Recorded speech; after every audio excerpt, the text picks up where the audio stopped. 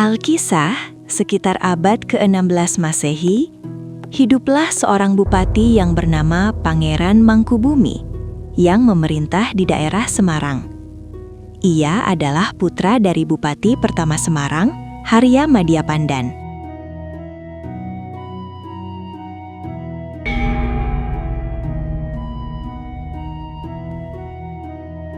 Sepeninggal ayahandanya, Pangeran Mangkubumi menggantikan kedudukan sang ayah sebagai Bupati kedua Semarang dengan gelar Ki Ageng Pandanaran.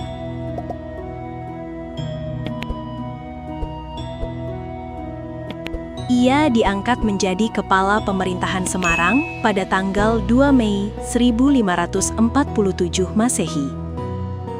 Atas hasil perundingan antara Sultan Hadiwijaya, penasehat Istana Demak, dengan Sunan Kalijaga. Sebagai kepala pemerintahan, Ki Ageng Pandanaran melanjutkan usaha yang telah dirintis oleh sang ayah. Di sela-sela kesibukannya mengurus tugas-tugas pemerintahan, ia juga giat mengembangkan kegiatan-kegiatan keagamaan untuk membina rakyatnya.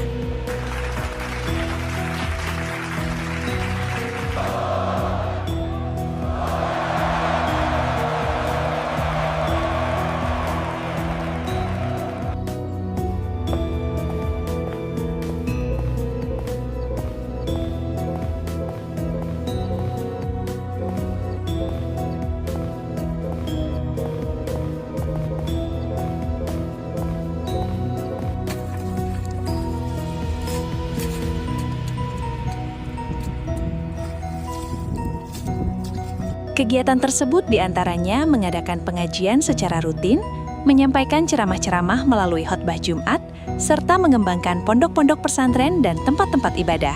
Bismillahirrahmanirrahim. Alhamdulillahirrabbilalamin. Ar-Rahmanir-Rahim. Maliki yaumiddin. Mari kita baca ayat-ayat suci ini dengan hati yang tenang. Semoga Allah meridhoi kita.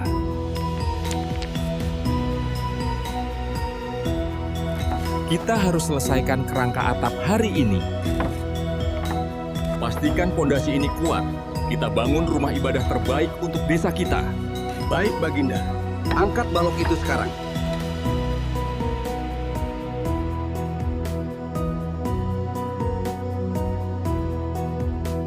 Semangatlah wahai pemuda. Bangunlah pondok pesantren ini dengan sepenuh hati. Baik, Baginda. Kami siap melaksanakannya. Dengan demikian, ia dianggap telah berhasil menjalankan tugas-tugas pemerintahan dengan baik dan patuh kepada ajaran-ajaran Islam, seperti mendiang ayahnya, sehingga rakyatnya pun hidup makmur dan damai. Hore! Ayo mulai sekarang. Hati-hati di sawah ya. Lihat, sawah kita subur sekali tahun ini. Panen pasti melimpah. Wah, asyik. Kita bisa beli banyak mainan. Iya, tentu saja. Wah, wangi sekali baunya. Iya, ini resep rahasia keluarga kami. Wah, baunya harum sekali. Ini masakan apa, Pak? Ini soto ayam kampung resep nenek moyang. Boleh, satu mangkuk ya? Hei, mau kemana sore-sore begini? Ke sawah sebentar, bantu ayah. Kamu sendiri? Sama, mengantar kerbau pulang. Hati-hati ya. Hei, lihat pemandangan ini. Indah sekali hari ini. Iya, sawahnya bagus. Kamu pulang sekarang? Iya, sampai jumpa besok. Namun, sifat manusia dapat saja berubah setiap saat. Demikian pula Ki Ageng Pandanaran sebagai seorang manusia. Keberhasilan yang telah dicapai membuatnya lupa diri. Sifatnya yang dulu baik tiba-tiba berubah menjadi congkak, sombong, dan kikir. Ia senang mengumpulkan harta untuk kemewahan. Kehidupan mewah itu pun membuatnya lalai terhadap tugas-tugasnya, baik sebagai kepala pemerintahan maupun pengembang agama Islam.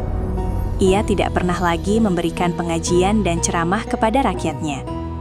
Demikian pula, ia tidak pernah merawat pondok pesantren dan tempat-tempat ibadah.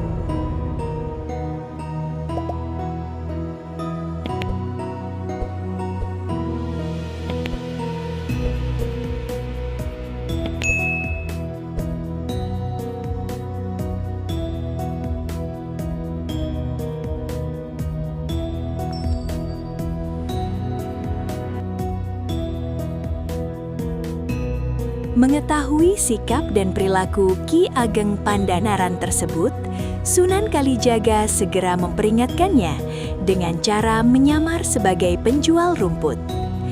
Dengan kecerdikannya, Sang Sunan menyisipkan nasihat-nasihat kepada Sang Bupati pada saat menawarkan rumputnya. Astaghfirullahaladzim.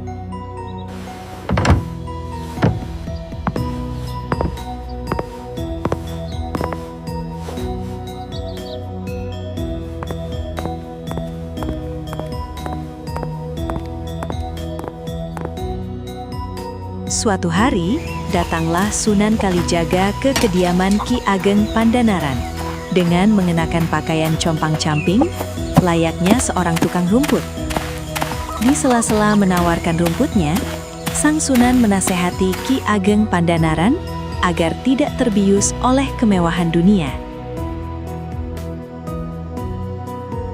Maaf Tuan, sebaiknya Tuan segera kembali ke jalan yang benar dan diridhoi Allah SWT ya, ujar Sunan Kalijaga yang menyamar sebagai penjual rumput. Hai, tukang rumput, apa maksudmu menyuruhku kembali ke jalan yang benar? Memang kamu siapa? Sudah berani menceramahiku? Tanya Ki Ageng Pandanaran dengan nada menggertak. Hai, tukang rumput. Apa maksudmu menyuruhku kembali ke jalan yang benar? Memang kamu siapa? Maaf Tuan, saya hanyalah penjual rumput yang miskin. Hamba melihat Tuan sudah terlalu jauh terlena dalam kebahagiaan dunia. Saya hanya ingin memperingatkan Tuan agar tidak melupakan kebahagiaan akhirat. Sebab kebahagiaan yang abadi adalah kebahagiaan akhirat, ujar si penjual rumput. Maaf Tuan, saya hanyalah penjual rumput yang miskin. Hamba melihat Tuan sudah terlalu jauh terlena dalam kebahagiaan dunia.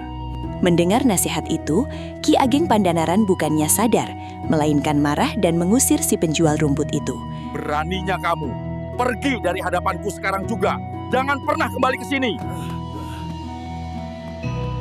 Baginda Meski Raja, saya datang demikian, lagi. si penjual Kehadiranmu rumput tidak mengganggu vibrasi bosan-bosannya di ruangan selalu ini. datang Jangan kembali menasehatinya. lagi. Baiklah. Namun, setiap kali dinasehati, Ki Ageng Sibuk Pandanaran sekali. tetap Ada saja bandar tidak suci. menghiraukan nasihat itu. Beraninya kamu datang ke sini. Pergi dari hadapanku sekarang juga. Keluar dari istanaku sekarang juga. Raja muda itu. Besok ku kembali lagi. Kami diperintah untuk tidak membolehkan Anda masuk. Khawatir perilaku penguasa daerah Semarang itu semakin menjadi-jadi, Sunan Kalijaga menunjukkan kesaktiannya. Oh, begitu. Saya mengerti sekarang.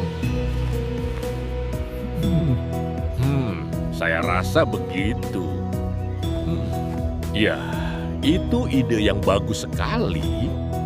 Wahai Bupati yang angkuh dan sombong, ketahuilah, harta yang kamu miliki tidak ada artinya dibandingkan dengan harta yang aku miliki, kata penjual rumput itu.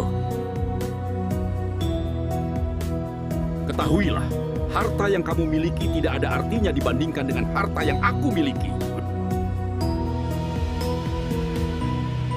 Jaga bicaramu, Pak Tua. Cepat minggir dari jalan ini.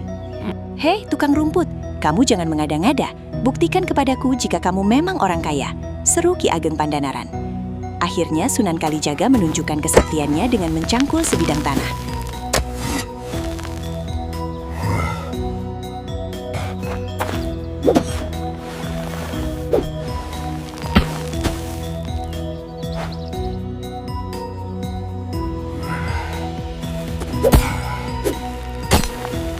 Setiap bongkahan tanah yang dicangkulnya berubah menjadi emas.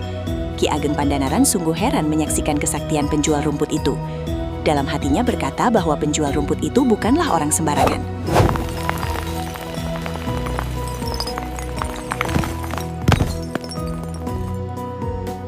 Wah, bagaimana mungkin hal seperti itu bisa terjadi?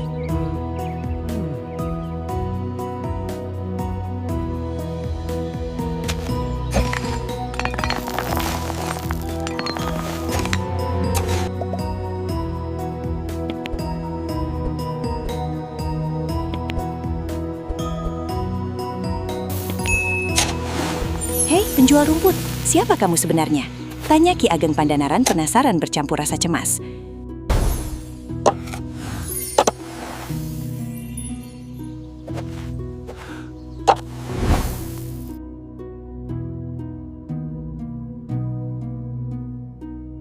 Akhirnya penjual rumput itu menghapus penyamarannya.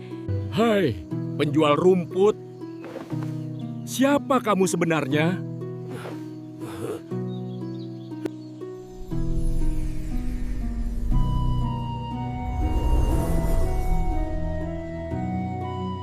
Betapa terkejutnya Ki Ageng Pandanaran ketika mengetahui bahwa orang yang dihadapannya adalah Sunan Kalijaga. Ia pun segera bersujud seraya bertaubat.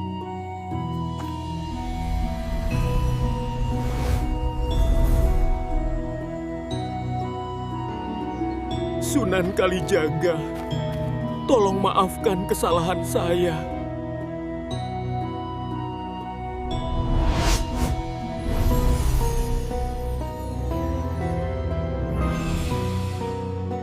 Maafkan, saya Sunan. Saya sangat menyesal atas semua kehilafan saya selama ini. Jika Sunan tidak keberatan, izinkanlah saya berguru kepada Sunan. Baiklah Ki Ageng, jika kamu benar-benar mau bertaubat, saya bersedia menerimamu menjadi muridku. Besok pagi-pagi, datanglah ke Gunung Jabalkan. Saya akan menunggumu di sana, tapi ingat, jangan sekali-kali membawa harta benda sedikit pun.